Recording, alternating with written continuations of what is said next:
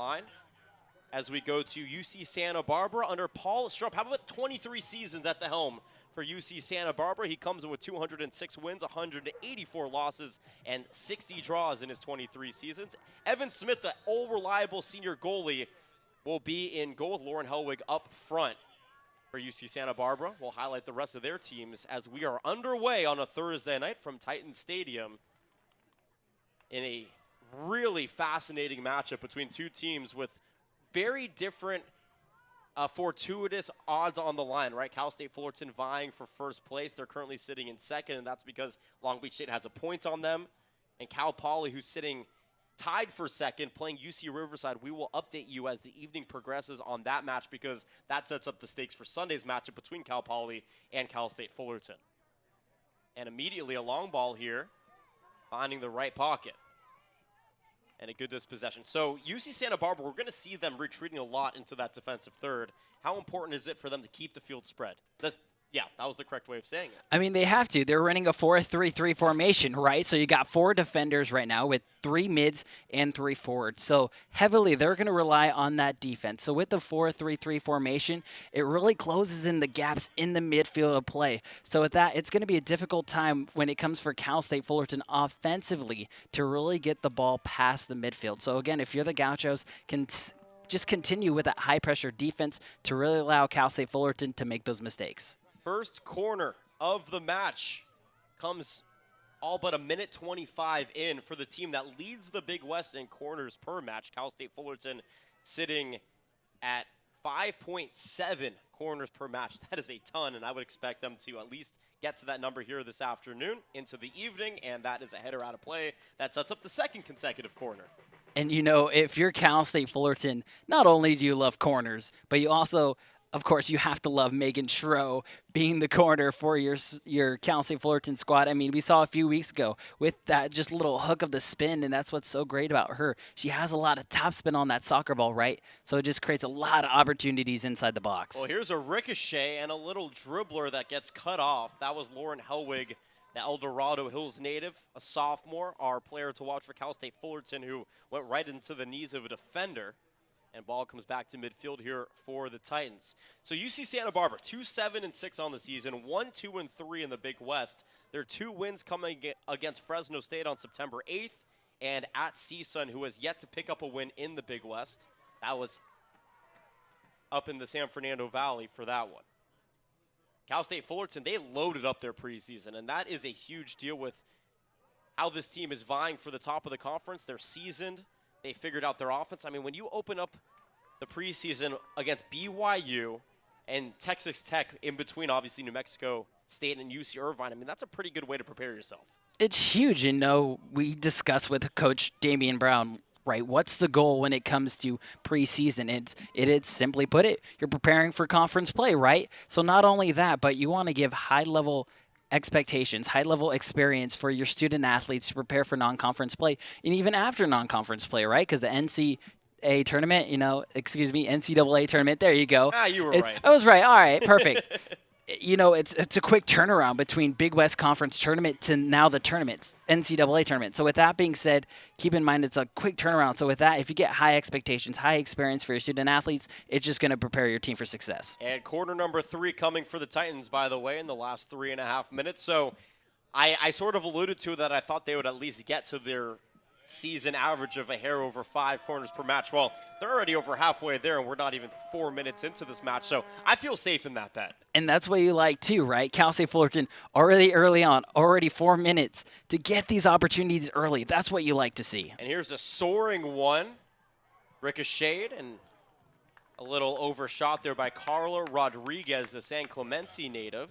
Second team Big Wester from a season ago, started in 17 of the 20 matches she played. Did have 5 goals, and 3 of those were game-winning goals. And that performance, that second team all Big West performance by Rodriguez a season ago has carried on into this year.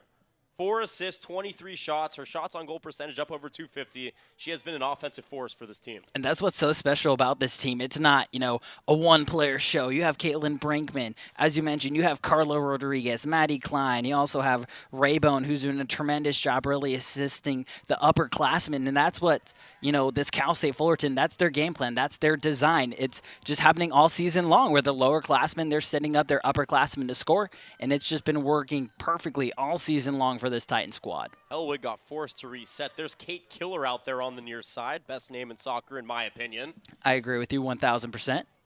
Killer, the freshman from Roseville, California, went to St. Francis Academy, where she was a 2-time all-first teamer in her league. And now UCSB trying to build some continuity in the midfield. But Cal State Fullerton so stout at closing those gaps, anticipating passing lanes, and this is where the counter can shine. Maybe not right there, though. And again, it's just defensive of play, right? Especially you got 4 defenders. Your goal is to create those high pressure opportunities, take away that ball, force a way to go inside the other side of the field. So with that, again, it's just really maintaining that space, getting that opportunity to kind of spread out that defense and start playing their own game plan. Right now it's been the Fullerton show in the attacking third, 3 corners, continuing to apply the pressure, but on the far touchline now, Santa Barbara with a throw-in. UCSB does not have a player in the top 10 of offensive stats across the board. As a team, they're really struggling. They're last in the Big West in shots on goal per match. They're 10th in the Big West with 11 total goals. And they're the 23 goals that they've allowed this season so far are 4th most in the conference. So, yes, they're a stout defensive team, but they've still allowed a plethora of goals that have really forced them to play from behind in much of these matches. And, it's difficult for a team to realize our defensive team, one of the best defenses in the Big West Conference. But the issue with that, though, is that you got to score to win games. The overtime effect, that kind of helps a little bit. And here's a shot that just sails up above and no shot at the netting there. But again, with that being said, you got to score to win games, right? Especially in this top Big West Conference, such as Cal State Fullerton, UC Irvine, Long Beach State, right? So with that, again, you could have the best defense in the conference, but you really need offense to shine, and that's what the Gauchos have been really struggling with early on in the season. Yeah, they always say defense wins championships, but you got to score more points than your opponent to win championships. Defense definitely helps, and if you can shut out your opponent and get 1 or 2 scores in soccer, you're going to be just fine, but you have to find a way. I mean, look at Irvine, right? 1-0-5 on the season. Yeah, they haven't lost in conference, but they've only won 1 match as well. So it definitely is a different setting when you can't play overtime matches. Now, by the way, between these 2 schools, since they started playing all the way back in the 90s, they went to 2 overtime matches 3 different times. That will never happen again right now as long as the draw rule is in play, which I know you're not too hot about, Robbie. It's one of those situations where you either love it or hate it. And, I love it for a fact because, it really takes a toll of these student athletes. They play harder. They know that they only got 90 minutes to work with. There's no extra time. So with that really makes these student athletes kind of play a little bit more harder, just making sure that, okay, you got 90 minutes. You got to make it count. And, it's going to be kind of crazy to see how the standings play out now that, especially now, compared to last season, there weren't a lot of ties. Now it just seems like every other game is a tie. So with that, the standings, that's really going to kind of differentiate the standings, or excuse me, the seeding when we get ready for the Big West Conference. Yeah, the seeding is going to be fascinating. Of course, Fullerton right now vying to try and host. Winning tonight, winning on Sunday would be very helpful for those opportunities, but you still take it a match at a time. And right now, ball firmly in the possession of the freshman goalie, Mia Renson, who is from my neck of the woods. Shout out to the 805 Oxnard, California, where she was a first-team all-county senior year. She also set a school record in saves. And for her to be one of the best goalies in the conference as a redshirt freshman, you got to feel pretty darn good if you're Damian Brown. It's huge because, again, with her being a freshman, you don't know what's going to play out, right? Not getting a lot of experience, especially when it comes to game time situations, right? You can't really dictate what's going to happen in scrimmages, in practice, right? You have to do in the real game. So Mia Ranchin, she's been nothing but a brick wall for this Titan squad. Speaking of brick wall, how about that stop right there on the defensive side for the Gauchos? A shot opportunity, and Brianna Madruga Madruga, excuse me, able to step in and take the brunt of it off her knee. Another opportunity in the attacking third for the Titans. Quick dispossession and a reset coming here for the Gauchos. And this is where they need to find a way to strike and score quickly, is when much of the defensive pieces for the Titans are up in the middle third and the attacking third, and you have that entire second half of the field, if you will, completely wide open. And that should be a whistle. It is. It's a little too handsy from behind is Emily Johnson, the senior from Newport Beach. And you can expect nothing more than just that from Samantha McKenna. She's not afraid to sacrifice her body. You know, she has a very smart soccer IQ. She's going to do whatever she takes. She has a lot of heart. She has a lot of grit. She's not afraid to go after that soccer ball one way or another. And just like that, she kind of played it perfectly, kind of went around the defender to get the soccer ball, kind of creating the momentum just to draw that foul. Look at the box right now. I mean, that 5-meter line is completely loaded up. This is ostensibly a corner, but a couple of feet inside from the flag. Good elevation, a little too overcooked though, and a good chase down here by the Gauchos. And here comes the counter opportunity. You see in the middle of your field, Meg Burling is really trying to hustle her way into some space, and actually no, that's Minori Allwhites, but either way, they're not. The Gauchos rather aren't looking for the middle of the field. They're really playing the corners right now. Here's a good ball into the box. Extra pass though, cleared away. And that's what the Titans will do. Again, they have no problem setting back on their heels. They'll load up the box and take away your passing lanes. Plus, it's a situation there. It was a 4-on-1 opportunity. So, obviously, you get that to your offensive side of the field, especially on the left side, in this case for the Gauchos. With a 4-on-1, that's an easy turnover right there. Luckily, though, if you got the defenders playing more back, that you don't really have to worry about that high-pressure offense with that breakthrough. But, again, it's just a situation, just the way Cal State Fullerton's lined up right now. Defensively, that really Gauchos, they're not really having a chance just quite yet, so they really got to do a better job of just spreading out that Titan defense. Here's an elevated through ball that finds the box, but a quick beat to it. Clears it out. Really good-looking ball before Gia Simmering was able to step in and kick it away. So here's the interesting thing about these two schools. They've basically gone punch for punch over the previous few matches. However, all of the Santa Barbara wins in the last 6 seasons have been in Santa Barbara. They have not won on this field since October 29, 2015. Since I was in high school. That's a long time to be winless against a team on the road in your conference. So you got to think they're playing for a little bit more here tonight than just a win or a draw. Oh, 100%. And it's one of those situations, too, Jonathan, where Titan Stadium, one of the best soccer stadiums in the collegiate level, right? Not only that, big crowds, a lot of big attendance here. And just like that, home field advantage right there. You got the crowd going, you have the P announcer. It's one of those situations where you really got to dig down, right? This is almost a professional soccer stadium, right? You can't get as much better as this. So with that, you know, sometimes that could play a little to effect as well. By the way, second opportunity for Carla Rodriguez, just went a tad wide. But Fullerton now 3 opportunities. They're continuing to set themselves up pretty nicely. And here comes a quick counter opportunity for the Gauchos, now trying to spread that defense thin. But look how many Navy jerseys there are. They are just swarming out there in the middle of the field, taking away the space. And that's really the key in soccer. What can you do with the space that's provided? What can you create? And right now, the Gauchos really aren't creating much. You see it as possession right there. And it all comes to time of possession, right? The longer you have that ball, you know what?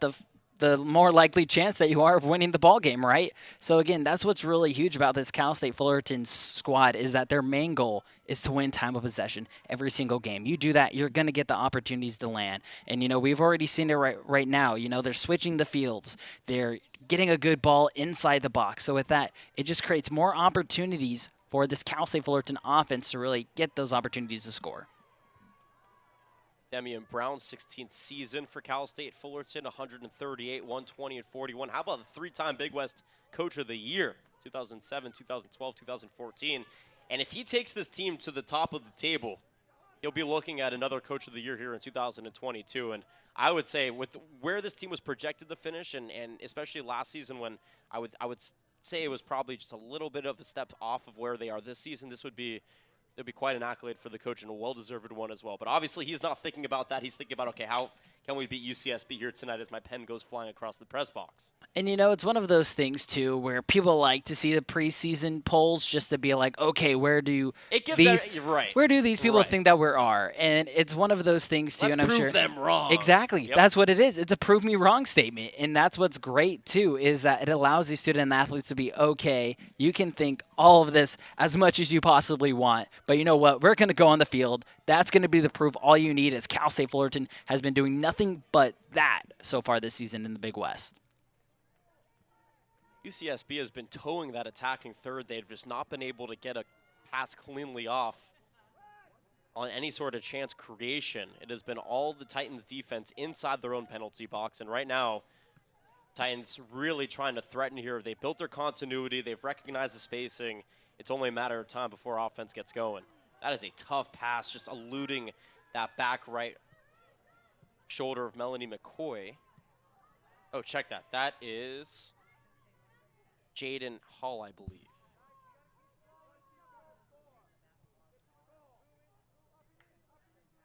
And you talk about the possession game, right? This is part of that. It's not about, okay, let's just play hot potato in the middle and attacking third. Let's reset. Let's not be afraid to bring the ball back and reset and rebuild our counter if it didn't go the way we wanted to initially. And it's one of those situations that you want to trap the ball right. Trap the ball, you scan the field, see where you're, where the defense is playing, see if you don't want to go left or right, probably straight ahead. So again, just the trapping the ball is really key. Line with the cross in and the header secured here by the Gauchos. It looked like there was an opportunity there, but Klein decided initially not to cross that in. She dumped it off to Kaylin Rabin and then got it back and then crossed it. By that time, the defense was ready for it. Now, prior to the clear away, that ball did cross the end line, which means corner number 4 is coming. I am keeping a mental – I'm terrible at math. Now, we do have an amazing Jason keeping stats for us. I don't know if amazing is the right adjective for it, but that's what we're going to go with because it was already said. So I don't need to keep the mental math, but I need to hold myself accountable. This is corner number 4. Now, if you're Schro, we've seen it once. Do you go for the goal? We've seen that hook. And I'm not exactly sure. Typically, when you're teaching corners, you're talking about curling it back post. Correct. That is the 3rd time that we have seen her try to go near post. That wasn't even close. I mean, it happens, right? Kind of the adrenaline gets pumping. The nerves can get close to you. And, again, it's just one of those situations inside the box. You want to see where your offensive side of the ball are playing, right? I mean, we've seen in the 5-foot line or 8-foot line, you got like 6 offensive players in there. Maybe you have 2 or 3 players outside of the box. This Cal State Fullerton team, they're known for, they're being more aggressive inside the box than we see out, but such as players like Caitlin Brinkman, for example, she's going to shoot the ball anyway, wherever she is on the side of the field. Evan Smith boots this one away, the senior goalie out of Santa Clarita. She's a Valencia Viking. Up the 5 freeway in the Santa Clarita area. She did miss a middle part of the season from the 8th of September through the 15th, but how good has she been back in goal, really anchoring this defense. 26 saves coming into the match. Now she's up to 29, 3 shutouts, does have a 1-3-5 record. Here's an opportunity into the box, a one-on-one, and it's into the back of the net. The Gauchos strike first on the back of Lauren Helwig, and they lead 1-0 here in the 18th minute. It was a situation right there on the front line for the Gauchos. They kind of paused it a little bit. They looked behind. You see they kind of exposed the Cal State Fullerton defense a little bit. It was a 4-on-3 Ranson. She knew it was a 1v1 situation. So there's really nothing Ranson could do except for kind of go up, move up towards the soccer ball, kind of see if she had to move a little bit to her left or to her right, kind of froze up, just held right in the corner. Nothing that you could do if you're Ranson. But again, a situation where the Gauchos, they capitalized on that Cal State Fullerton mistake where their defensive line kind of stayed back a little bit. They're in the midfield. So, again, just a great corner shot there from Helwig.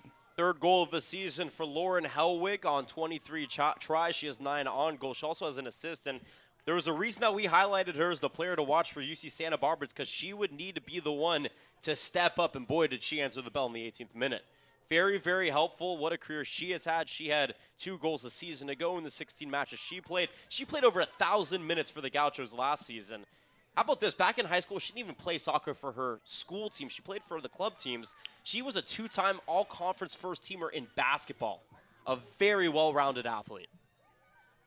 And that's what you like to see from soccer players, that mainly speaking, it's not just one sport. You have some of these student athletes, right? They play track and field, basketball even, just to get going. A lot just of lacrosse. Yes. A lot of lacrosse. Especially with their speed, keeping up with their speed, keeping up with their stamina. Physicality. Exactly, exactly. That all plays a huge factor in this sport. But again, especially Hellwig, she's stepping up big for this Gaucho squad, especially Meg Burling being out. Again, we said it earlier in the broadcast, they're going to rely on Hellwig. I wouldn't be surprised if she gets another opportunity later on as this game progresses. And Coach Paul Stump knows what to do with his team. This is a down year for UC Santa Barbara, but in his 23 seasons, he's collected 2 Big West Coach of the Years. That was in 1999.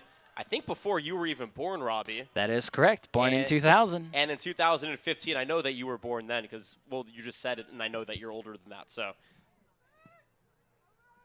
he is the winningest coach in program history. Here's a response opportunity that should lead to a penalty, but no whistle is blown.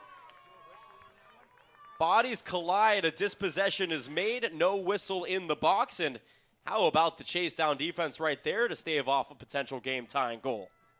It's a 50-50 call, really. It's up in the air, but with these officials, especially looking right now with the head official being Kristen Patterson, she's one of the officials that she loves just the student athletes play. She loves that aggressive type of soccer, right? And again, I like that. Allow the athletes to play, right? Because, you know, it's one of those situations, anything can happen. Well, it just happened right there, right? UC Santa Barbara wanted that call right above the box. They didn't get it, and you know what, if you're going to establish it early on and it goes both ways, I have no problem with it. And we saw it directly on the ensuing play, so now we know that to expect a physical match.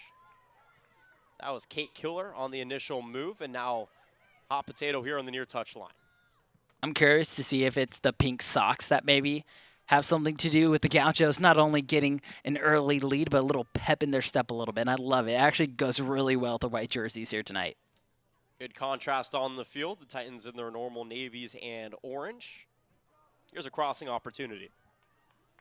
And a quick dispossession sets up corner number 5. Right on the season average for the team leading the conference in corners. And boy, these corners now becoming that much more important. Having to play from behind here as we head towards the 21st minute. And they're going to switch it up. Instead of Schroeder, they're going to go with Brinkman here. So now this sets up a situation where, okay, you got Schro inside the box. She already had a header. Normally, sometimes you'll see Megan Day. She's a defender, but she's been crucial for both sides of play. So with that, it's going to be interesting to see where Brinkman's going to go with this ball. And she's looking for the middle part of the box. An initial Titan header gets to it. And it may have ricocheted off of a Gaucho as well. So Brinkman will remain out there for corner number 6. Here in the first 22 minutes of action. Brinkman out of Antioch, California. She actually played 2 seasons at St. Mary's College, where she had a goal in 28 matches played and an assist. 4-time All-Leaguer back in her high school days. Had a goal and an assist in her inaugural season last year at Cal State Fullerton. This one, a good-looking cross, eludes everybody. All the way to the corner it goes. And everybody pointing at each other.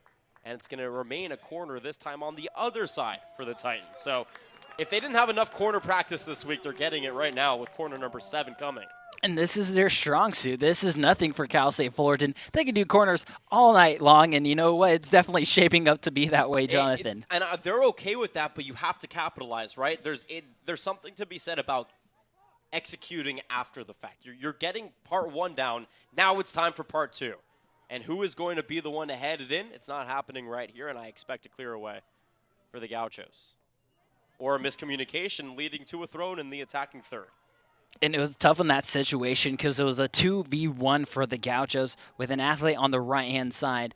And again, communications, they're going to be killer, especially for this Cal State Fullerton team with a high, heavy offense that we've seen all season long. And the Gauchos are unafraid right now to stack the box. They're not worried about the counter. When you're up 1-0 this early on as a defensive team, you basically go ultra defensive the rest of the match. We saw it last week in the men's soccer match when Cal State Fullerton was taking on Cal Poly. Cal Poly scored on early. They decided to go on the ultra defensive side. The problem was that Cal State Fullerton broke it, ended up winning 4-2.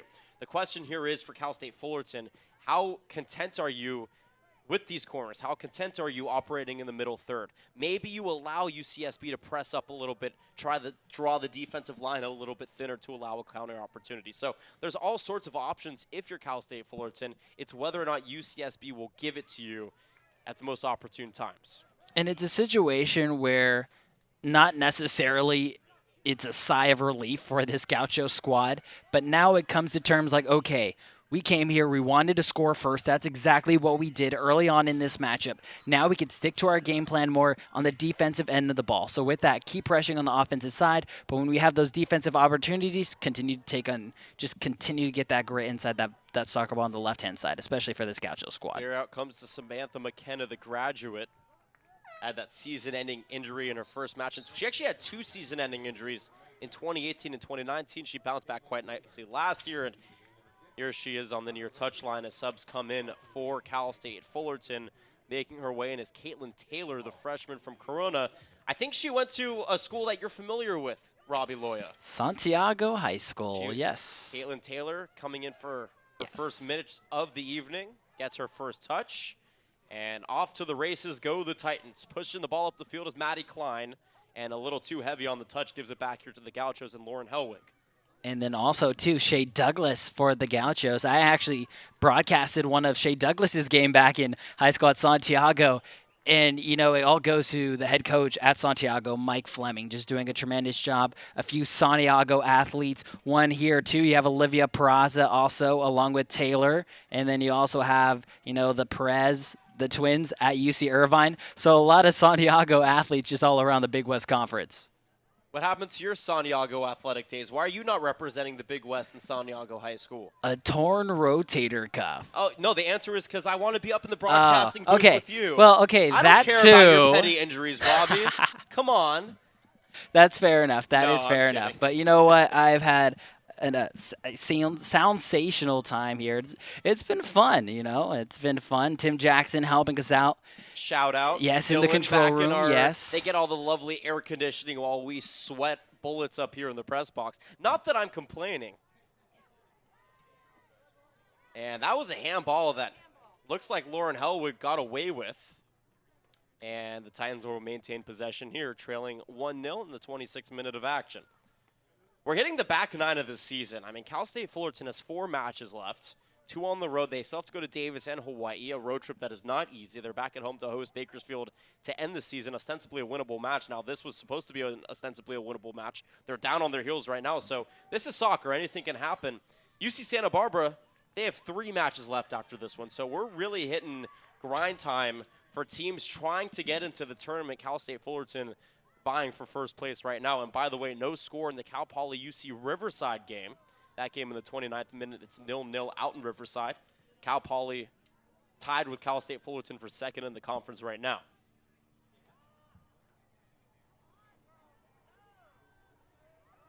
And it looks like right now, the Titans have switched into an attacking formation where the backs are now playing more up in the mid formations. And they're really going to have 3 center backs on the line, and everybody will hustle back. So the Titans looking for more offense right now as they trail 1-0. I mean, they have the opportunity to do so. I mean, you know, it's one of those situations where defenders, they're not really known for scoring a lot.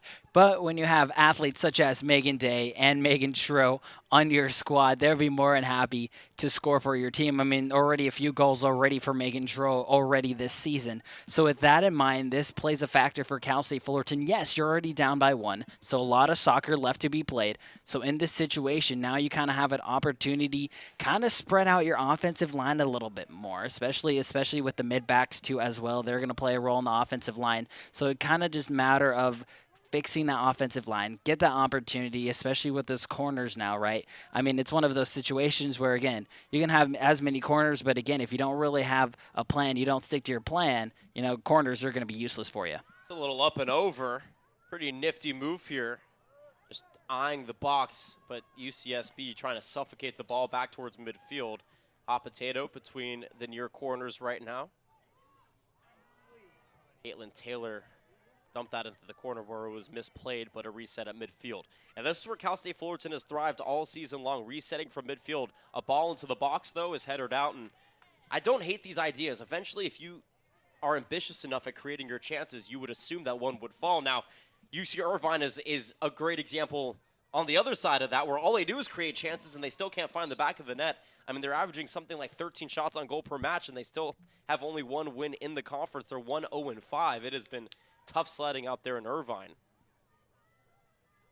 A UCI team that, of course, drew with Cal State Fullerton last week. Evan Smith staying put. Last year she pitched 7 shutouts with 74 saves. One-time Big West Defensive Player of the Week, has yet to scoop up that accolade, but I will say I think that goalkeeping across the conference has really gone up this season versus last year. And here comes the Gauchos now into the attacking third. Ball dumped up top. Great job to step in front and dispossess is Megan Schro right on cue, the San Diego native. Shout out to the Carlsbad Lancers in the Avocado League. Also spent 2 years for the United States Development Academy, which a whole bunch of these athletes have.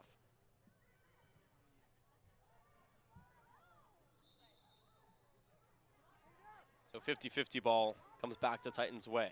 30 minutes of action, and it's 1-0 UC Santa Barbara, courtesy of the 18th minute goal by Lauren Hellwig. The Titans have been generating offense. They have not been able to get the job done, though, with that little icing on the cake. And it kind of just seems like time of possession. It's been nothing but Cal State Fullerton all day long. But again, it's just they really haven't found a hard-fought opportunity to really get a scoring chance. That is a beautiful ball on the near side. Extra pass, a little too heavy. And the second try comes back to the Gauchos. That was pinpointed into the middle, but it just came a hair too hard off that right foot. And once it ricochets like that, there's almost no sense of control there. And I believe that was Samantha McKenna, the graduate, another San Diegan, by the way. Shout out to El Capitan High School. She was the one on the shot right there, the Big West freshman teamer back in 2017.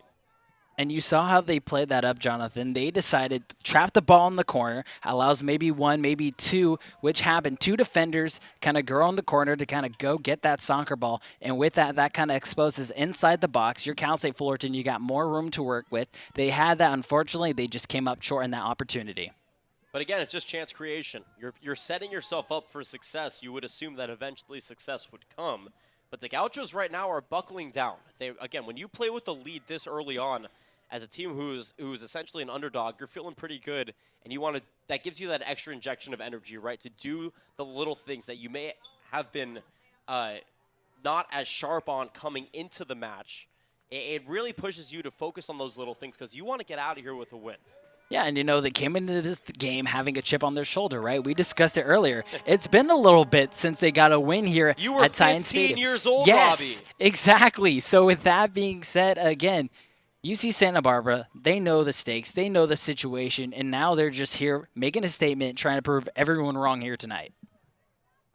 Corner number 7. Out of goal, and the ricochet turned into a score. Evan Smith sold out on the bump.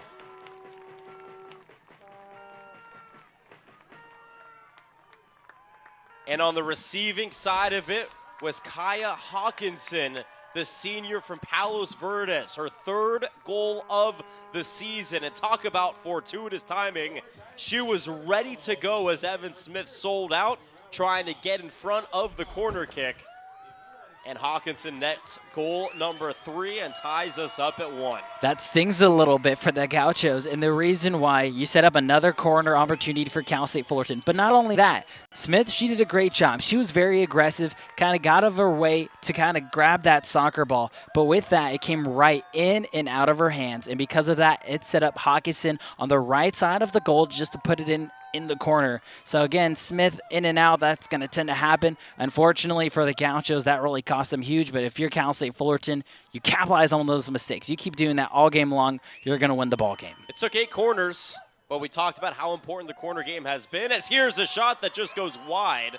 Really good looking opportunity right there by Hellwig. But we talked about, again, you could set yourself up again and again, and eventually something's going to give, and finally it did. Now the situation is okay. Right after the Gauchos scored, they decided to pull another mid-back move them more to the defender position. So I wouldn't be surprised if they go back to their earlier formation. They start with a 4-3-3, kind of reset their game plan a little bit now since it's a tie ball game. And with that, that's just going to play a huge role, and that's definitely going to change the momentum of the game moving forward, especially for Cal State Fullerton. Jaden Hall dumps it on the far side. Crossing opportunity being set up again. It's a ground ball, a tough ricochet, and Smith able to get there. Always a tough one to handle. You saw that Brinkman. She was kind of turning around a little bit. She was trying to give that ball, toss it to Jaden Hall, who was wide open in the backside of the box. And again, just an unfortunate turn of events there for Brinkman. Brinkman searching for goal number 5. She does lead the team, her and one of her fellow colleagues, pairing up for 4 goals apiece. And then goals peppered across the board for Cal State Fullerton has been such a luxury for Coach Brown and company to rely on all of these different weapons, right? It can come from the back line with Schro. It can come from the midfield. It can come from the attacking third. Every single layer of this Titan team has the ability to burn you on offense, and that makes your opposition really think about how they want to approach each possession. Here's Ranson again. And now it's really the psychological battle, right? You battle back as the Titans. You're trailing 1-0. You tie it up with basically a half and a half to go through a quarter of the game. And now it's just about, okay, we've dominated possession. We've dominated the corner spot. There hasn't really been a Gaucho counter that has spread us thin outside of their 1 goal. So if that motif continues, you'd think that the Cal State Fullerton Titans are feeling pretty good about their chances. And, you know, with that goal from the Gauchos early on in the game, it was sort of like a wake-up call for this Cal State Fullerton squad, right? Like, oh, okay, they're come ready to play. And it always happens to be the first 10, 15 minutes, that's going to dictate where this ball game is going to go as Dylan Lewis checks in for the Gauchos. And with that being said, now it's just a point in time like, okay, Cal State Fullerton, you're back in the situation where you want to be. Tie ball game, still early on, a lot of soccer to be played left. Now it's just more you go back to your game plan, heavily rely on the offensive scheme that you've been doing all season long. You mentioned Dylan Lewis subbing in, the senior midfielder, searching for her first goal. This is her 9th match played. She has 3 shots. She was also on the Big West freshman team back in 2019 when she had 3 goals out of Culver City. Here's a first really good crossing opportunity, but stepping in and heading it away is Megan Day. Day, the junior from La Mirada. Second team Big Wester a season ago. She was a first team Big Wester and a first team all-region player back in 2019. Continuing to elevate her game here as a defender, but also as an offensive threat for the Titans. And now the counter opportunity comes. Hall gets dispossessed briefly on the chase down by Madruga. Northern California native, went to California high school. Quick throw-in, turns into another dispossession. So right now it feels a bit sloppy into the attacking third for the Titans. Gauchos have their number.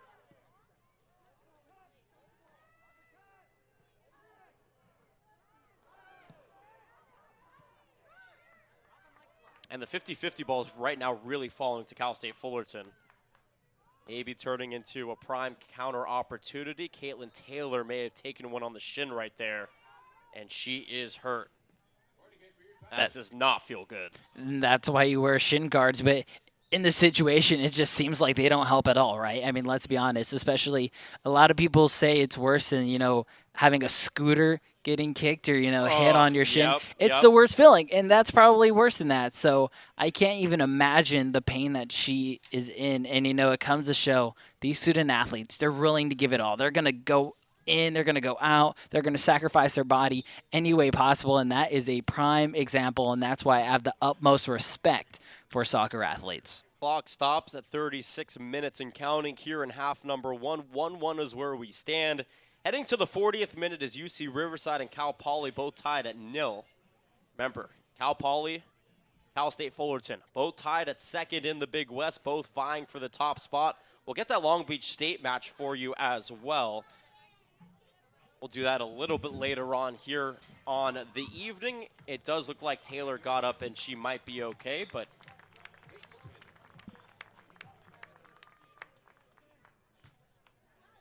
It will set up a corner opportunity. Previous corner opportunity turned into a goal, and I have a feeling that Evan Smith probably won't sell out of goal the way that she did last time out. And, you know, it's one of those things as a goalkeeper, you got to have short-term memory. That's in the past. There's nothing you could do. What are you going to do now is going to be the answer to that question, just to help out your team in any way, shape, or form. Brinkman sets it up.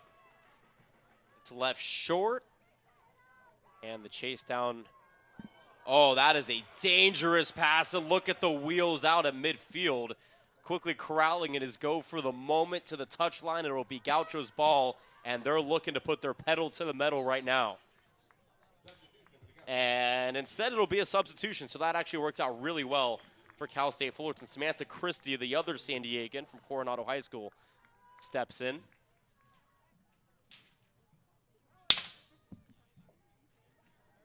Christie does have a goal in 11 tries this season. Her father played men's soccer at UCLA back in the 90s.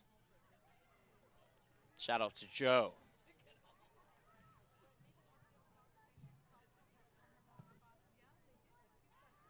Headed towards our 38th minute of action. 18th minute goal by Lauren Helwig had the Gauchos up 1-0. The Titans responded with a corner turned into a goal,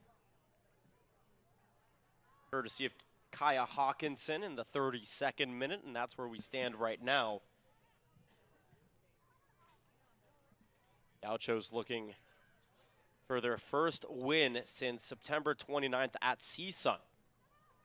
They've drawn twice and lost since then.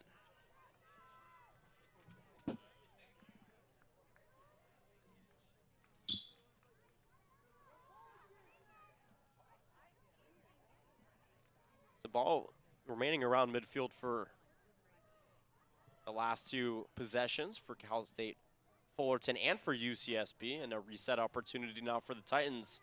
Mia Ranson chilling back in the box. Just crazy already the accomplishments that Mia Ranson made in just her freshman year. I mean, already 3-time defensive Big West Week of the Year, player of the week, I should say. Just been a tremendous effort for this Cal State Fullerton squad. 3-time player of the week of the year of the that is decade right. of the Thank millennium. you. Yes. Shout out Mia Ranson, just creating awards for herself. She can do it all. We'll just call it the Robbie Loyo Award. Yes. Even better. And Ranson will get the courtesy of a goal kick here.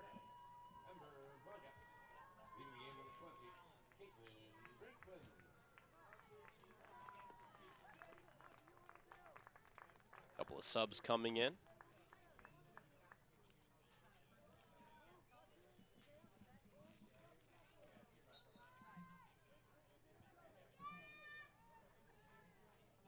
So if you're Cal State Fullerton right now, you're about 5.5 minutes away from halftime.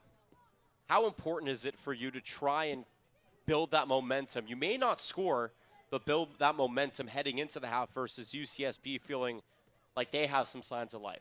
The way I like to put it is I feel like the last 5 minutes before going to the half is the most crucial time, because that's when everyone starts to fall asleep a little bit. You're getting ready. You know, you're going to half, kind of reset. You take a break after just playing hard-fought soccer for 45 minutes, right? So with that being said, now it's just a point in time for both of these two teams. You don't want to fall asleep. You know, one costly mistake we saw earlier with the Gauchos. That one mistake cost the Gauchos a goal right there, tie it up at 1 apiece. So again, this is a situation where you catch your opponent offsides. This is a situation you got a chance to score.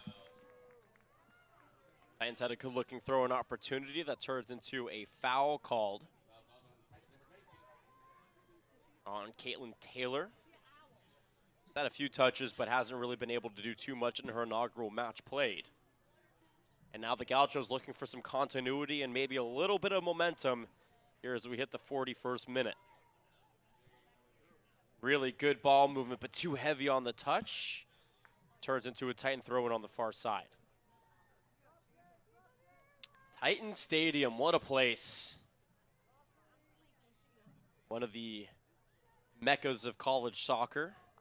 FIFA-regulated soccer pitch. Grandstands on both sides, and how about the defense locking down the box? But it will lead to a Oh, no, they're saying it's off of UCSB, so a goal kick coming here for Cal State Fullerton. Elwig got a little too close there on the offensive side. She was paired with Claire Grauwinkle, transfer from UC Irvine, who was awarded a second-team Big West honor back in 2018 when she had 6 goals for the Anteaters. Another forward that you would expect to be able to get going eventually. She does have a goal for UCSB, but she has actually missed the last 7 matches. So this is her inaugural match back after her injury, so good to see her back out there. Claire Grauwinkle, of course, is who we're talking about. Here's Kate Killer on the throw-in. Grauwinkle on the receiving end, couldn't get it cleanly, and the Titans will reset.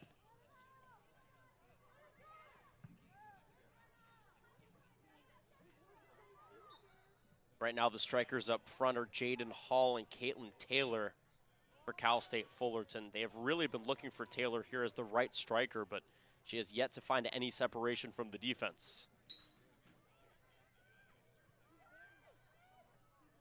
Klein. Sort of scared out of position there and resets. Good job by Dylan Lewis. And that is a heavy foul that will likely yield a yellow card. First yellow card of the evening, and it goes to Claire Grauwinkle. Remember, at halftime, we are going to have a special interview with Derek West. Derek West has done an incredible job as one of the associate ADs here at Cal State Fullerton in charge of facilities, and Cal State Fullerton has opened up a new pool that he was in charge of. They redid the basketball court, which he has been in charge of. And in his position, you're always thinking forward. What's the next project to work on? I'm really excited, Robbie, to talk to him about now that the pool is open and the men's or the basketball, men's and women's basketball court has essentially been renovated, as Smith is able to retreat and hit the deck as she secures that save. I'm really curious to know what the next projects are here on campus. What would you look at? I don't even know, especially with what Mr. West has provided for us here for not only the student athletes, but also for our students here at Cal State Fullerton. The sky's the limit, right? It just creates opportunities for our student athletes, for our students academically, and how about right? for recruiting? If I'm a prospective athlete and I see all these awesome facilities, it's going to make me more inclined to come to this school. UC Santa Barbara's on a beach. They already have the edge over most schools out there in Santa Barbara. And that's why, too, at Cal State Fullerton, we like to say, yes, you may have beaches, but we have Disneyland. And then plus being in SoCal, you got nice weather over here. You're close. Not too far from the beach, though. You're not too far. At the risk of never being asked to Cal State Fullerton again, I'd rather go to the beach than Disneyland. That is fair. I mean, it's cheaper. I am not a Disneyland fan. Mostly because I don't like crowds and waiting in line. That is fair enough. And that's what's nice about the beach, right? It's peaceful. Well, there are still crowds, whatever. But I have my space. Exactly. And I can sort of peer at the person that's encroaching, giving them that evil eye, and they pick it up and they're like, oh, right. Maybe I shouldn't be over here right now. And, you deal with the sand getting everywhere.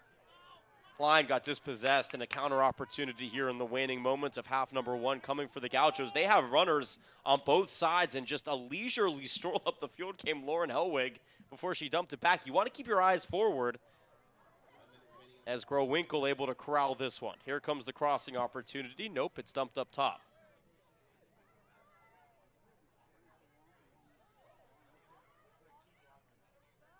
If you're Cal State Fullerton, you really want to be aggressive. Yeah, you got to fight for that ball. Yeah, it's time to press right here. Douglas into the middle, bouncing into Ranson's waiting arms. 35 seconds to go here in half number 1. And the Titans looking to push here on the counter. Far side, Hall. To get Jabibi on the right side, that makes it a 2v2. And Hall's pass overcooked.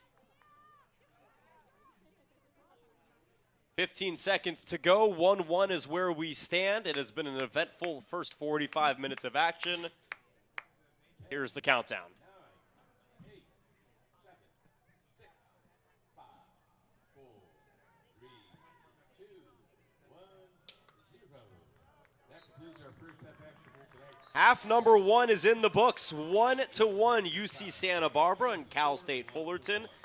What a fascinating 45 minutes it has been. I'm not sure if we've learned anything about either team. Cal State Fullerton executing the way we thought, just not early on. They got burned. It's a women's soccer team this season, Derek. Really excited. Yeah. You know, I serve as their sports supervisor, so just talking to the girls, having a relationship with the coaches, and just seeing them all of the hard work that they put in every single day in practice, in the games as well, and it's starting to pay off. You know, we see it kind of well right now in this crucial stretch of the season, so I'm really, really excited to see how strong we finish. You were a little antsy after that first Gaucho goal, weren't you? Oh, absolutely, absolutely. But as I know, we always come back and we always will play hard. Well, so far, what those words have reigned true as we are tied 1-1. The second half commences. Derek, it was a pleasure. Thank you so much for taking the time. This was awesome, man. Thank you for having Absolutely. me. Appreciate it. Now I know who to thank for all these amazing facilities. I get to come and I get to call these sports and I get to interact, but it's all thanks to Derek West. Forget Robbie Lloyd. No, I'm kidding. But Derek, you're the man. We appreciate it. Thank you. Thank you.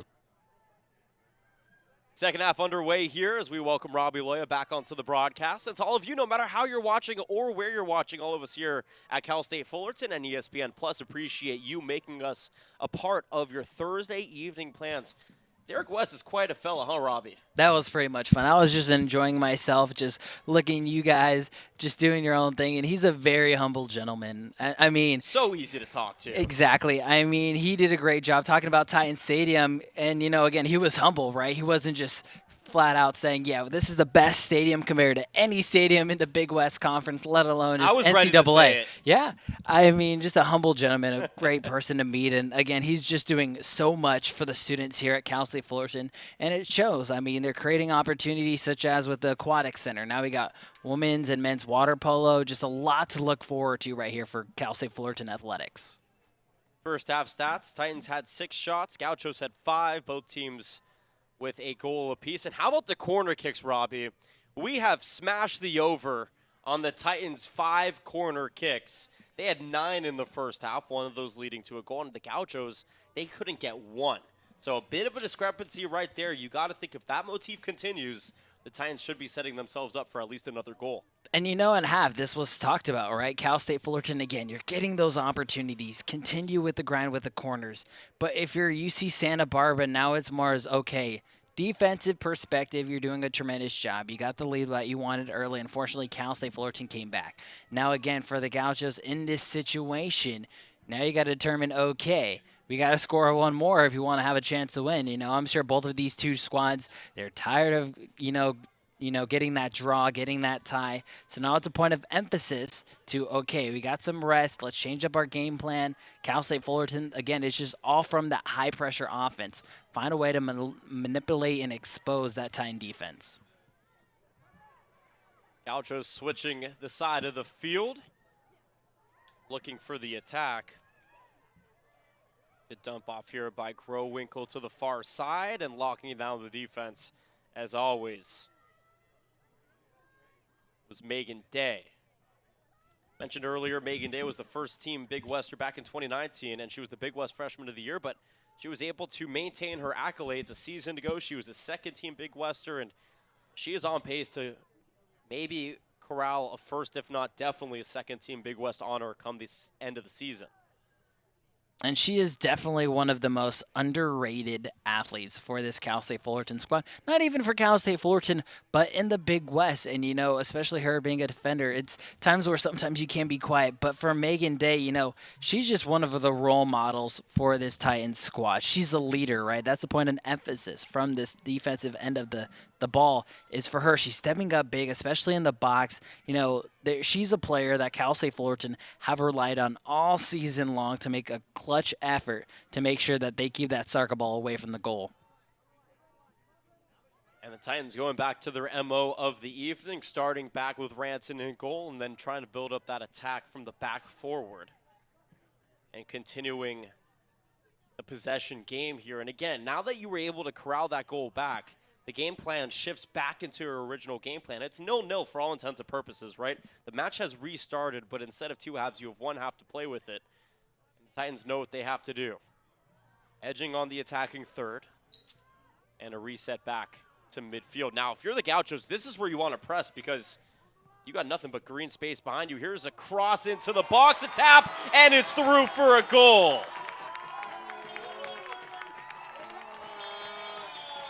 Samantha McKenna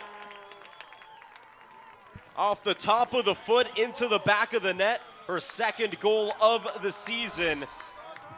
And it gives the Titans a 2-1 lead. She just made it look easy. Just a little love tap in the right corner. I mean, again, inside the box, it was a 2v3. You had two offensive players on the left-hand side of the box. And again, McKenna, she had one defender right behind her, but just enough room for McKenna. All she had to do, stick out her right foot. She saw that Smith was favoring the left side of the pipes. So with that, just a great opportunity. Good looks there from Samantha McKenna. Samantha McKenna, what a story. Season-ending injury after 9 matches in 2018. Season-ending injury after the first match in 2019. Gets back on the pitch in 2019, plays 20 solid matches, and here in 2022, the comeback kid getting it done again. And by the way, Cal Poly just scored on UC Riverside. They're up 1-0 in that match as well. Ton of stakes between Cal Poly and Cal State Fullerton. That'll set up Sunday's match at 2 o'clock. And you know the Titans have their sights set on a win here tonight to try and maintain second place in the conference. Unless Long Beach State loses. In that case, you're sitting at first. We'll get you that score here in a moment. And that's a difficult thing, too, for any sport because it's a situation, yes, you want to know what's going on with the other teams in the Big West Conference, no scoreboard watching here. Exactly, right? It's just taking it one game at a time. Focus on the now. You know, you can only control yourself the way that you decide to play the ball game. So with that being said, when it comes to that, now it's just sticking your mindset into just playing soccer the way that you already know how to play. Well, Long Beach State is currently putting the hurt on the Tritons down in San Diego. They're up 4-1 in the 55th minute of action. So Long Beach State, if that holds, will remain in sole possession of first place in the Big West. Titans and the Mustangs trying to eke out victories to remain tied for second in the conference.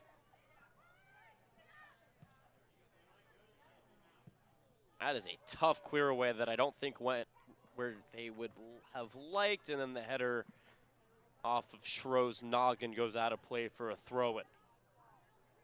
So I think now if you're Cal State Fullerton, I think you continue to apply the offensive pressure. Don't let up off the gas right now.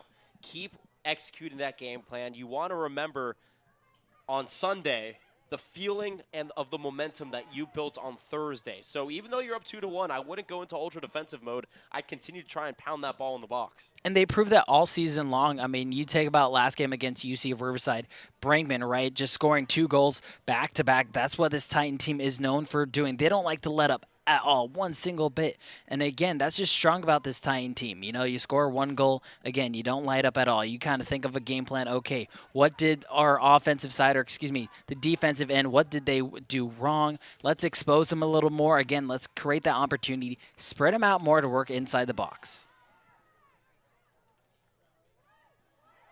Oh, that is a handball to the max right there, and finally the whistle was blown. That was Minori Alovis.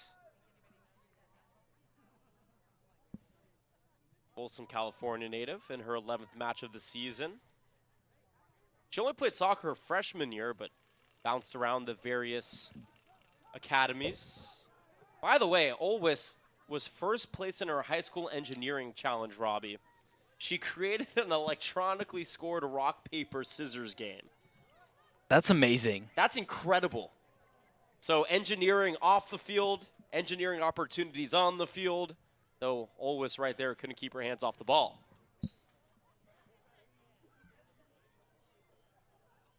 You can definitely say she's crafty, both on and off the field. Look at you. I had to, I'm sorry. Acting like your broadcasting mic is a stand-up mic here tonight. Yes, indeed. I think I would pay to see Robbie Loya do some stand-up. Now, I don't know. That would be fun. I don't know if our lovely viewers paid for their ESPN Plus subscriptions for that. Maybe it's a bonus content. Maybe they do want that on top of the match. And in that case, you're giving everybody what they could ask for. Perhaps, but I mean, let's be honest. Nothing really beats Big West soccer. Oh, nothing. Nothing in the world. Definitely not Thursday Night Football with the way it's been going. This is Thursday Night Football right now. I agree. Titans looking to counter now, and you have the near side open. Got to make that extra pass, but a really good hunker down on defense by Layla Emerson, the sophomore from Brighton, England, getting in on her 11th match of the season. Opportunity to play club soccer for Brighton Hove Albion. She actually scored a bicycle kick against Arsenal. That was the highlight of her career, as she lists on her biography. And that's definitely a moment that you will never, ever forget. That's for certain. I can't score a regular kick, much less do a backflip on a ball to touch the nylon with it. And there's a mishandle out on the far touchline that allows the Titans possession. And if you're a UCSB right now, limit any sort of mistake, unenforced mistake, if you will, right? Right there was nobody within 10 feet of the ball, and you're dribbling it out of the touchline. The last thing you need to do is give the Titans unabided opportunities.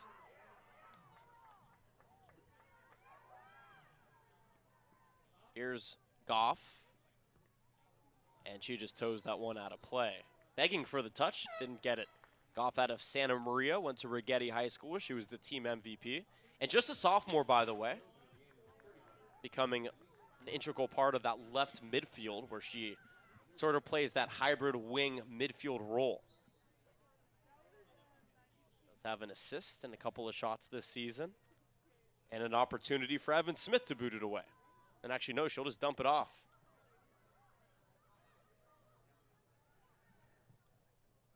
UC Santa Barbara finishes off their weekend at UC Riverside at 12 o'clock on Sunday. And then the season finales against UC Irvine and Long Beach State next weekend. Cal State Fullerton has Cal Poly on Sunday before they head to Davis and Hawaii over the course of the week. They host Cal State Bakersfield to end their season. And now it's a sluggish pace of soccer that makes sense for the Titans, right? You keep your foot on the pedal. You try to get that ball into the attacking third, but you don't rush it. There's no reason. It's one of those things, too, Jonathan, that you don't want to force anything, right? I mean, why? You're up by 1 right now. Yes, there's still 30 minutes left to be played of soccer here tonight. But, again, you just don't want to make any mistakes. Again, just trap the soccer ball. Kind of think of where you want to go to. Make that prediction, where you want the ball to go, and where that placement's going to be for the next opportunity. So, again, if you're Cal State Fullerton, it's just a situation, bear down, really kind of think a little bit what you want to do with the ball. Very hastened Gaucho defense forces the reset. And now the Titans looking for that cross. It's a knuckleball that gets kicked out of play for a corner.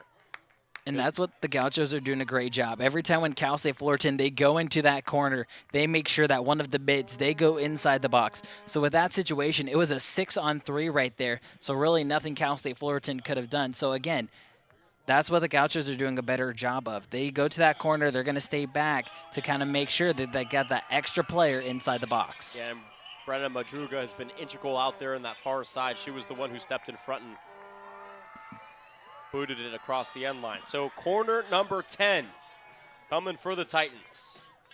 Looking to try and pad the lead. This is a good elevated ball. Header number 1 and a save inside goal by Claire Growinkle. And this time a heftier clear out towards midfield. Nope, it's going to crawl out towards the touchline. The Gauchos remain in possession. Here's Growinkle at midfield. Beats a wall and gets dispossessed. Titans back in control. Just really liked how they set up that corner. That was the first time that we saw all 6 athletes for Cal State Fullerton. They weren't inside the 8-foot line. They were more back. And, that just created an opportunity for the Gauchos to kind of not only spread, but really kind of predict where they're going to be when it comes to the Cal State Fullerton Titans moving forward once that corner's hit. Johnson tried to dump it off to midfield, but a pair of Titan blue jerseys able to squeeze that ball back. Intended for Samantha Christie, playing the right striker right now for the Gauchos.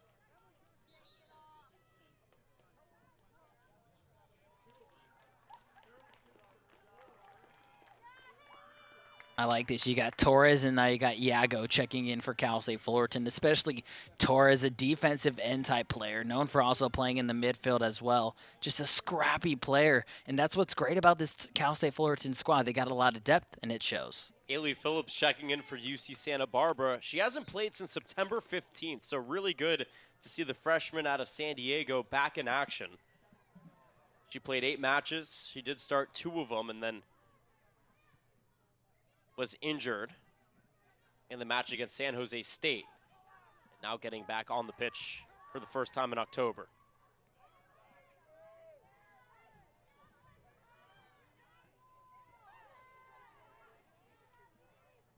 Here's Elise Ziem also checking in out of Orinda.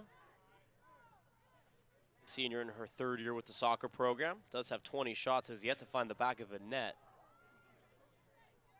Shea Douglas will throw this in from midfield. Shea Douglas getting her 8th straight start tonight for the Gauchos. Does have 4 shots and half of them on goal. As a defender, trying to become an offensive threat for UC Santa Barbara. And right now they have 3 back. Sorry, Robbie, go ahead. No, I was just going to say, she's definitely a fun player to watch. Is that from because a little biased, a little bit, I was waiting for it. But it's true. I mean, you know, she in high school at San Diego, she was just a player to rely on. I mean, and that's what you love it, and it shows. She has a ring to prove it, and again, it just comes to show that Douglas speaking that you know what, she's a player to look out for this Gaucho team, and you know, again, there's one way to go, and that's up, and it has showed for this squad so far tonight. 2-1 is where we stand, 61st minute of action. First goal was scored back in the 18th minute by Lauren Hellwig, followed by the Titans getting 2 back. It was Kaya Hawkinson in the 32nd minute and Samantha McKenna in the 48th minute. Gauchos with an opportunity, tough pass dumped down, a slide, contact, and a whistle.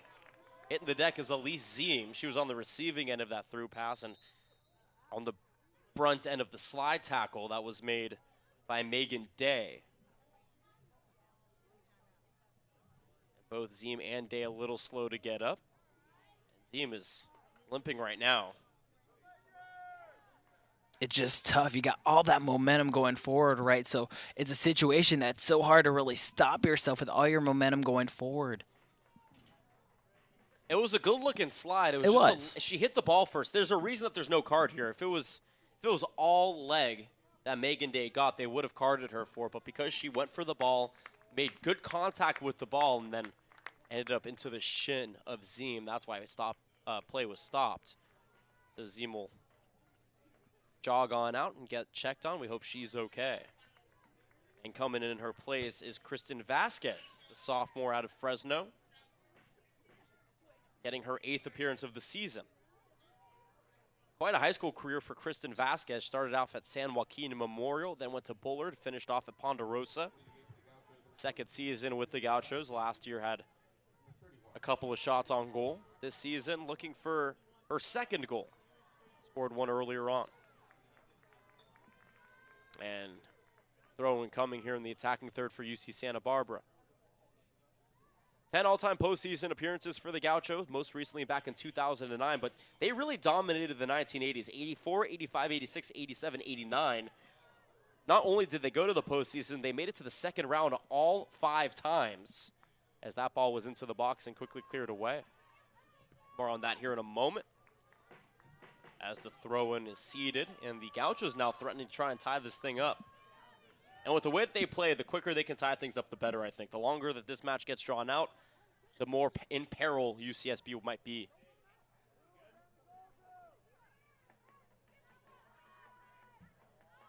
Five consecutive 2nd-round losses for UC Santa Barbara from 85 to 1990.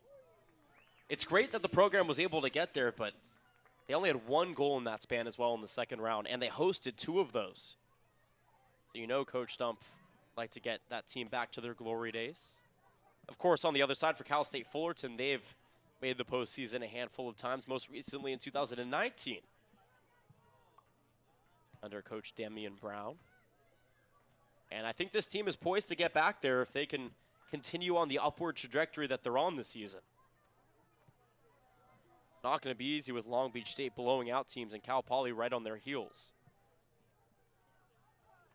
And no, too, just simply put it, it's one of those situations where every point matters, right? I mean, it's obvious, but it's true. So, obviously this game's still going on. It's been nothing but exciting. Seeing what the Gauchos are doing, trying to stay in there with this tough Titans squad. And then also, of course, you'll be here getting ready, prepared for Sunday. And flag is raised for offsides prior to that shot being had. Good look right there by Samantha Christie. Could have netted her second goal of the match. Instead, it's the first offsides call of the evening.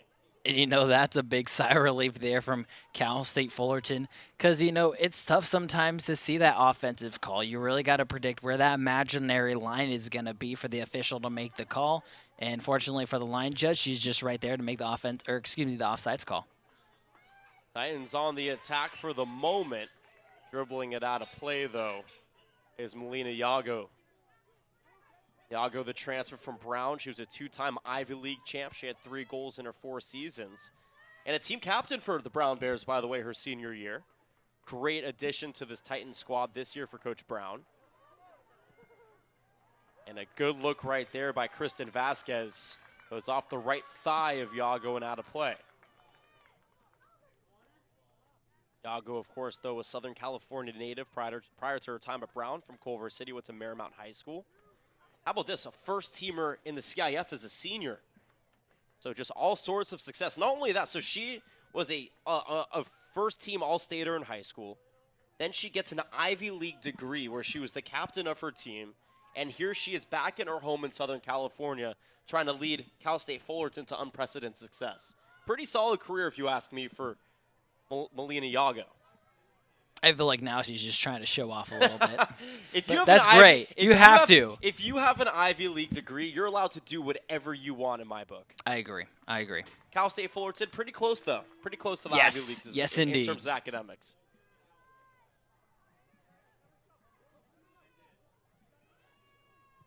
'65th minute of action. A very eventful first half. Second half a little bit slower, but that's mostly the byproduct of the Titans scoring early on in half number 2 and then really just controlling the pace since then. Quick sub coming back in as Maddie Klein. Megan Schro will take a seat.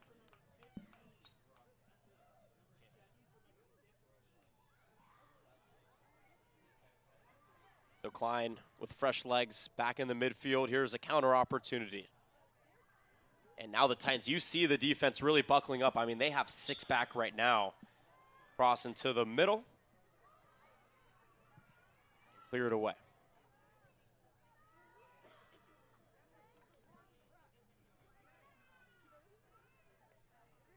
I haven't seen a ton of Caitlin Brinkman, who is 6th in the conference in shots per match. And her 14 shots on goal is 6th in the conference, or is 5th in the conference, rather. But we have seen Carla Rodriguez get a couple of opportunities as bodies collide and hit the deck.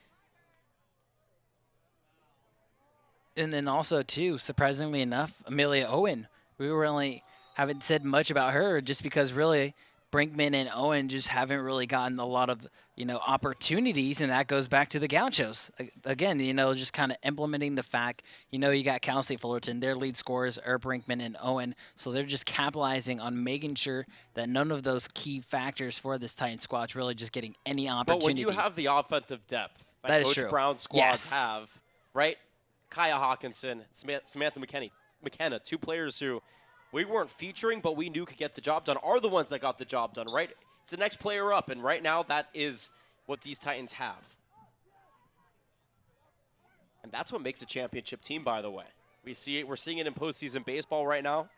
We're seeing it at the professional soccer league. I mean, Alex Morgan has been out for the San Diego Wave, the Wave being the first expansion team to ever clinch an NWSL postseason. And yet they're still having 3rd and 4th string strikers stepping in, scoring goals, and taking this team to unprecedented success in its inaugural season. So every sport is about who's the next player to step up when our best players are the ones who are being taken out of the match. And right now, it is the depth of Cal State Fullerton that has come alive here on a Thursday night. Here's a counter opportunity for the Gauchos. Johnson in possession, dumps it into the middle. Extra pass from Lou. switches the side of the field. But again, only one player in the midfield now for Cal State Fullerton. Everybody back to defend. They do not want to cede a potential game-tying goal here to the Gauchos this late into the match. And that shot goes right off the back left shoulder of an unsuspecting Maddie Klein. She didn't react, though, like it did anything. I mean, not even a dent for Maddie Klein, the midfielder. I mean, she definitely knew she shot coming, but I mean, it kind of seemed like she just kind of poked up her shook it shoulder and off. just like, she's been through like worse. I mean, hits wise. I mean, hey, I'm gonna say it. Football. I mean, hey, I'm pretty sure just like that, she could take any hit just like completely. that. Just making it look easy out there. Why don't you? Had two phenomenal years at NC State in 2018 and 2019. She played all 90 minutes in the Sweet 16 against UCLA. So she knows a little bit about physicality in big moments. Another fantastic transfer for the squad in her second season. And the fans finally coming alive here, begging for a handball, but instead it's a whistle and the Gauchos get possession. It almost feels like when I play FIFA, I turn handballs off. Somebody turn the game setting of handballs to off here tonight. There should be a through pass up the middle. Instead, it's on the near side. We'll see if Lou keeps her eyes up. That is a tough look that still finds the awaiting leg of Emma Corcoran. And Corcoran gets dispossessed and hits the deck. We haven't seen much of Emma Corcoran tonight. The freshman getting her 14th shot of the season. 14th appearance, I should say. She has 2 shots out of Windsor, California. Also, too, as an offensive perspective, you got to think like this. I mean, already 7 shots for the Gauchos. They're currently last in the Big West with about 3.4 shots on goal. So with that, again, a lot of positive outlooks for this Gaucho squad. Now it's more just implementing those opportunities to continue to grind, continue to fight in the box, and continue to find a way to score. Exactly. It's just about, okay, what are the pieces that we have and how can we elevate those while plugging up some of the other holes that have become apparent throughout the season. And for a squad like this, that's really, for the most part, pretty young. I mean, Evan Smith, the senior, is the most veteran player on the staff. There are sophomores and freshmen everywhere. If I'm not mistaken, actually, Caitlin Bauer and Evan Smith, outside of Melanie McCoy, who is a transfer graduate student from the Citadel, every other player for the Gauchos is either a junior, a sophomore, or a freshman. So this team, and Claire Growinkle, who I should mention, is also a senior, but she's a transfer as well. So most of the team is young. Most of the team is going to be back on the pitch together next season, and only opportunities to grow for Coach Paul Stump's squad. And the way you got to think about it, it's not really certainly a rebuilding year for the Gauchos, not at all. Now it's just more as just getting, your lower classmen more reps. Well, not only that, just them getting the experience early, right? Especially now in this Big West Conference. It's just unbelievable, the talent that we have in this conference. It's just been crazy for the Gauchos. And the Gauchos have yet to have an abysmal loss, but sometimes you got to get kicked in the teeth to wake up a little bit, right? When you get a tough out in a postseason tournament, you remember the feeling of that, and that makes you better. When you miss the postseason, which it looks like the Gauchos might be in that position, at least in the conference, like you remember how that feels, and you take that with you into next year, and you utilize that to get better. And I think that that's the benefit of having such a young team, such as UC Santa Barbara.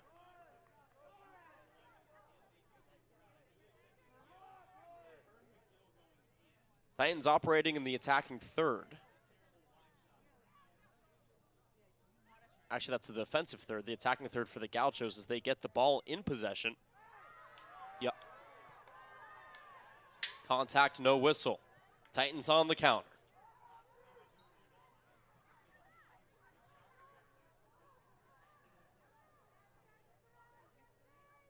Good cross, elevated above the box, ping-ponged around and cleared away by Olwis. And then just painting the planters out there on that attempt. I like the call. I mean, I like the decision. Yeah, you're way outside of the box, but if you have the leg, I mean, you saw it right there. She had all the power in the world. Goes to the right corner, which was smart. Smith was more favoring the left corner of the net in that situation. But now it's more okay. As a striker, now it's more as, okay, you're kind of widening your opportunities. If you can't fight your way in the box, next thing you know, you got to find a way to score outside of the box. Yeah, creativity counts for something. It doesn't count on the scoreboard, but coaches take note, players take note. Chances are created through ambitious opportunity. And I believe that was Olivia Peraza. Also, Shout Santiago. out. Love to see it. Love to see We it. need a game every time Robbie revels in his Santiago days. Did I call you Ravi? A little bit. It's okay. It happens. I had the word revel circulating in my brain, so I thought I'd combine it with your name. And just, you're Revel now. You're Ravi. I'm cool with it. Ravi, Works for me. Ravi Loiva. I love it. Something different, right? Something different. Titans looking for the cross. This is Yago. Keeping it on the ground. Smith comes out of goal.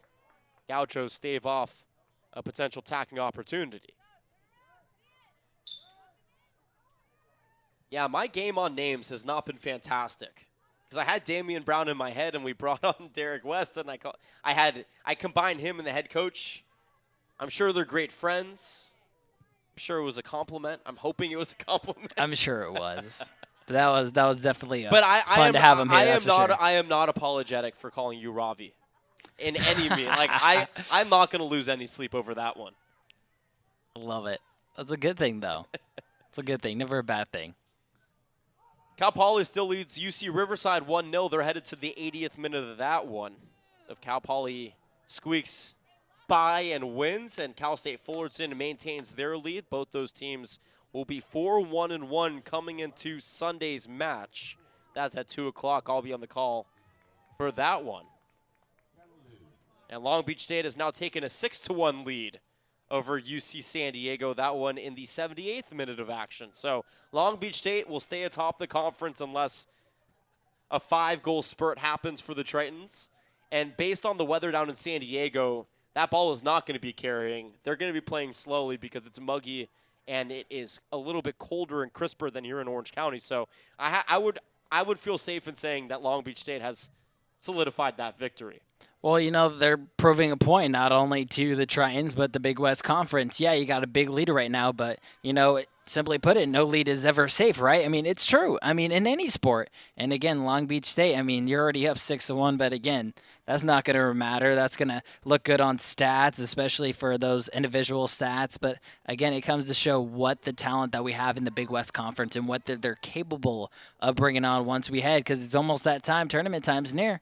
So, I mean, you got to do what you got to do. And Long Beach State trying to clinch home field tournament advantage. Cal State Fullerton, Cal Poly also looking for that. So right now it is a 3-horse race here in the Big West Conference. 76th minute of action upon us, 2-1 is where we sit between the Titans and the Gauchos. In the 29th all-time matchup between these two schools. Checked out the 30th all-time matchup. Gauchos 12-16-2 all-time against the Titans. Haven't won here in Titan Stadium since 2015. This is the premier Thursday night football match as the Titans are on the attack again. Here's an opportunity building and pass cut off at the top. But the other Thursday night football game that was far less significant than this one, I'll tell you about in a moment after Evan Smith has a glorious save on a potential chip shot opportunity. Wow, what elevation right there in goal. And what a really good-looking shot as well by, I believe, Maddie Klein.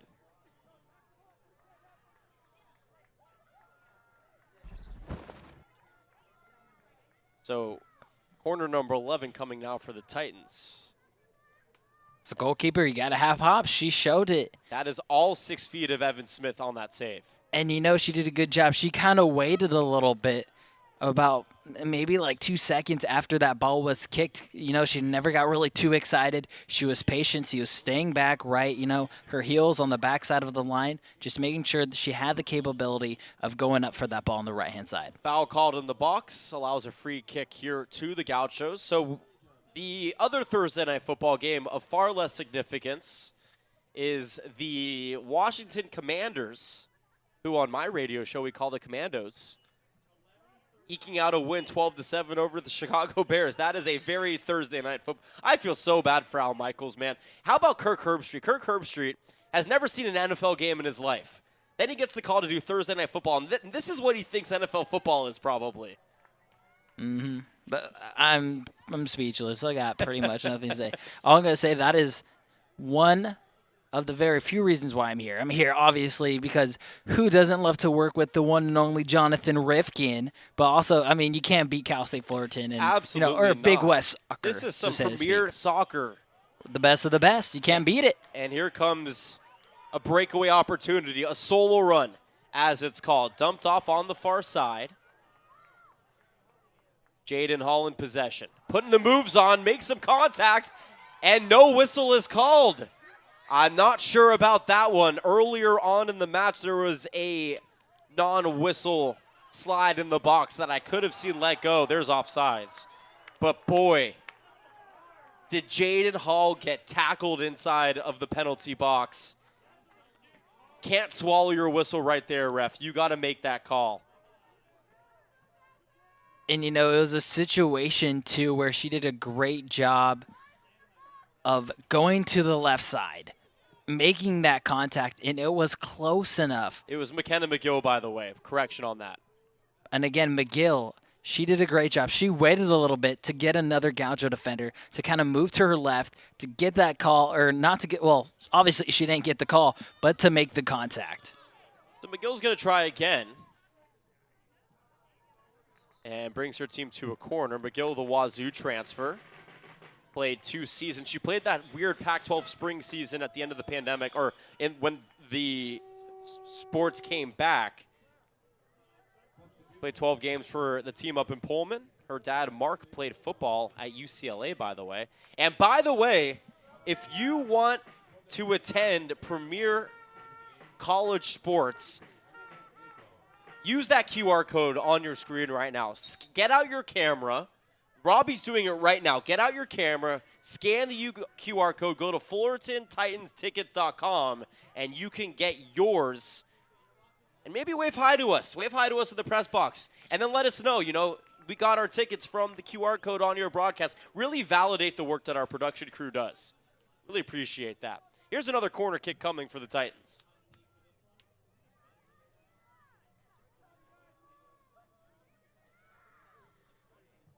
Oh, this is long into the middle.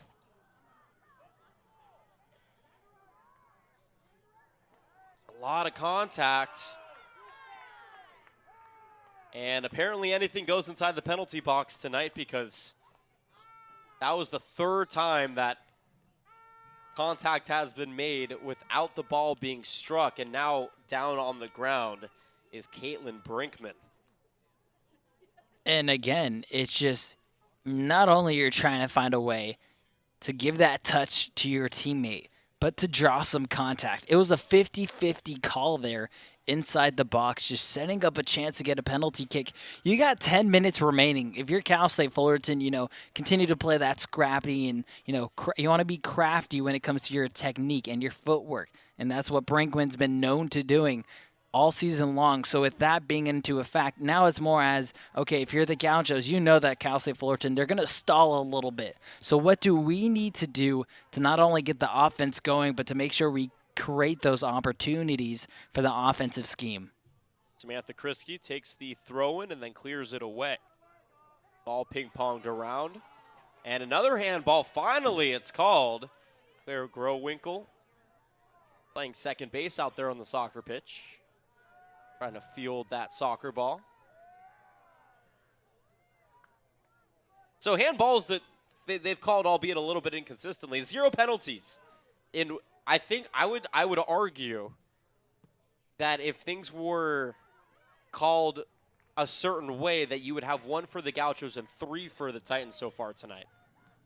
It does need to go both ways. I'm not trying to advocate for one or the other, but the Titans have clearly gotten more contact inside their attacking penalty box than the Gauchos have.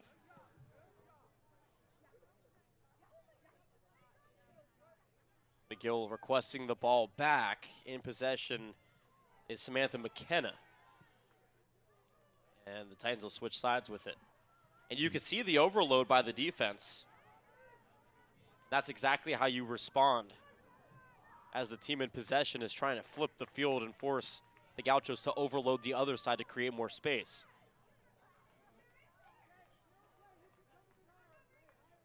Elevated throw into the box. Turns into a corner opportunity. And if you're the Gauchos, you're better off trying to clear that ball back to midfield than you are giving the Titans another corner kick. Yeah, because at the end of the day, you're just creating more opportunities for Cal State Fullerton to score one more time and really putting it into this ball game. So by getting this clearance is going to be huge for the Gauchos. I mean, you already have 2 Gauchos right now making their way, 1 outside of the box, 1 midfield. So it's just a chance to make adjustments right here. 15th corner of the match for the Titans. One has yielded a goal. This one was way closer than it may have looked, but Evan Smith getting another save. That is her 2nd of the evening. And look, I know that was a simple save, but as a goalkeeper, it's a difficult position because you really got to know the location of where you are in between the pipes. You got to know the length. You got to know the height. And, she did a great job of not being lazy with it. She was prepared as, it was just another chance for Cal State Fullerton. She acted like they were in the box. So I know it looked like a simple, but for her to really maintain her ground, grow up and secure that soccer ball, just proves that, she's going to continue to fight until we hear that 90 minutes are up. Titans have 11 shots, 4 on goal. Gauchos have 7 and 2 in the respective categories. Only yellow card came against Claire Growinkle back in the first half. That was in the 42nd minute of action. Last 7 minutes to go here in the ball game. Do the Gauchos have enough left in the tank to try and at least score 1 to bring us to a draw? Do the Titans have enough to stay back on their heels and hold on for victory? Here come the Gauchos on the counter. Growinkle may have been half a step offside, but no flag is raised. Turning the corner into the middle. Nobody was there, and the Titans retrieve. Haley Goff, the first touch with it. Here is McKenna McGill, the Washington State transfer out of Huntington Beach. Gets dispossessed on the near side by Alyssa O'Brien. And a throw-in coming at midfield for the Titans.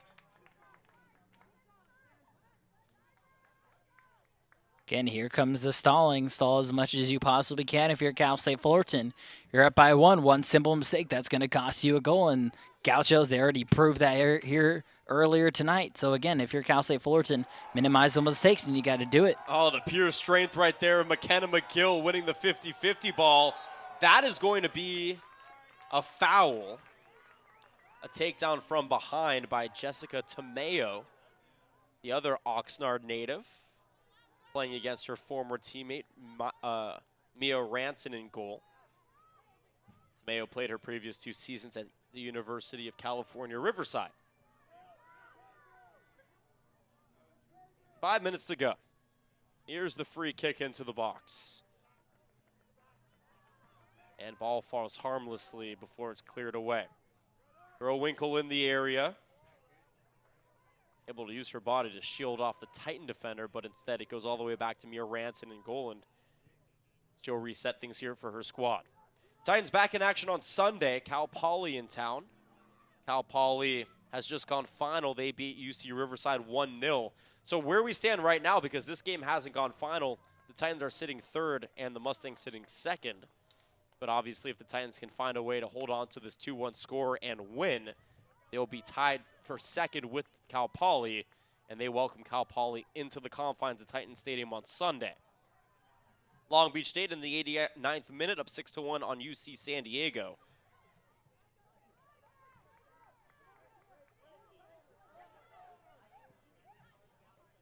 Of course, those are the 3 teams vying for the top spot of the conference.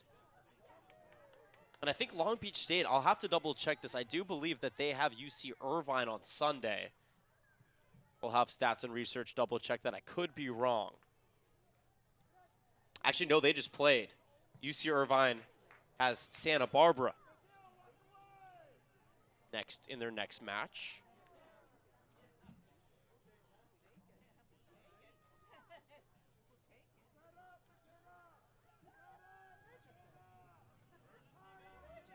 Titans taking their time out there on the pitch. Actually, no, so a very winnable CSUN for Long Beach State on Sunday. So if you're a Titans fan, if you're a Cal Poly Mustang fan, you are going to be a CSUN fan on Sunday, because if Long Beach State goes down, one of those two teams will remain at the top of the conference, and Long Beach State would drop to second or third depending on the result. So stakes all over the place right now. The Titans trying to edge this thing out in the final 2.5 minutes.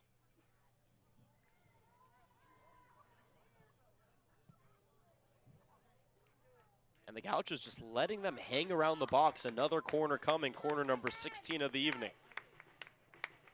And, you know, whatever the conclusion of in this match, I mean, the Gauchos, they played not only hard-fought soccer, but again, just getting that lead early was so huge for this Gaucho squad. And really, you have to be impressed. Again, just before this game, last in the Big West with 3.4 shots on goal. I mean, you take a look, they have 7. So again, it's just, you got a lot of positive outlooks, especially if you're a Gaucho fan here tonight. Very young team. All but 4 players are juniors or younger. Losing Evan Smith will be a loss. Now, I do believe she actually has another year of eligibility, so she could come back for a graduate year in goal for the Gauchos. But other than that, this team is relatively young. Lauren Helwig, just a sophomore. Brenna Madruga, who anchors the defense, just a sophomore. Alyssa O'Brien, who was on the freshman team a season ago, just a sophomore. And then you also have to mention Meg Burling. I mean, she's been phenomenal for the Gauchos. Just a sophomore. So you're right. There are a lot of positive takeaways for the team as a whole, with the recognition that most of this team is going to be back next year. And again, sometimes you got to get your teeth kicked in. Sometimes you have to have a really rough season, so that way you know how it feels, and then you channel those feelings to get that much better and take it at your opponent come next season. We are in the final 55 seconds of action here on a Thursday night. And the Gauchos will try and press one last time. That is Claire Growinkle out there just trying to wreak havoc out at midfield. And now it's the keep away game. This is the easiest way to frustrate your opponent in the game of soccer. I recommend this strategy if you're playing online in FIFA. If you're up and you want your opponent to rage quit. Unfortunately, the Gauchos can't just hit the pause button and the quit button. You got to see this one out. But if you want your opponent to rage quit in FIFA, this is the type of soccer you want to play when you're up by 1. I've been on both sides of that one. Oof. And it's smart. At the end of the day, it's smart. It's one of those situations. You got to do whatever you got to do to win a ball game. And, you know, Cal State Fullerton is just about to do just that. And that will do it on a Thursday night. In the fall of 2022, the Titans creep ever closer to a potential top spot in the tables in the Big West. They win